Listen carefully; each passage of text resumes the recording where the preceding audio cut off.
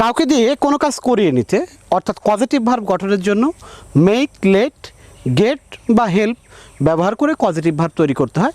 এটা আমরা গত ভিডিওতে শিখেছিলাম, কিন্তু গত ভিডিওতে আমাদের একটা প্রশ্ন কিন্তু মনে রয়ে গিয়েছিল, যে প্রশ্নের উত্তর আমরা পাইনি। সেটা হচ্ছে কখন মেক ব্যবহার করব, কখন গেট ব্যবহার করব, কখন লেট বা কখন হেল্প ব্যবহার করব।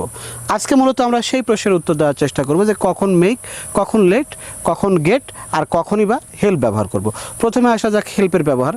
হেল্প মানে কি সাহায্য করা, অর্থাৎ কোনো কাজে মূলত কারো সাহায্যে কোনো কাজ করা হয়েছে এরও বুঝালে আমরা সাধারণত হেল্প ব্যবহার করতে পারি। যেমন my teacher helps me to solve the math. আরেকটা কথা বলে রাখি, এখানে হেল্পের পরে টু যোগ V1 অথবা টু ছাড়া শুধু V1 বসেই আমরা বাক্য তৈরি করতে পারি। কাউকে চাপ প্রয়োগ করে যদি কোনো কিছু করানো হয়, অর্থাৎ ফোর্সফুলি যদি কিছু করানো হয়, তাহলে কিন্তু আবার আমরা সে বাক্যগুলো তৈরি করব মেক দিয়ে। যেমন সে ছাত্রদের প্রতিদিন এক্সারসাইজ করে নেয়, he makes student exercise regularly. কাউকে কোনো কিছু রাজি করানোর ক্ষেত্রে অর্থাৎ কনভিন্স করে কাউকে দিয়ে কোনো কিছু করিয়ে নিতে গেলে আমরা সেক্ষেত্রে ব্যবহার করব গেট ব্যবহার করব।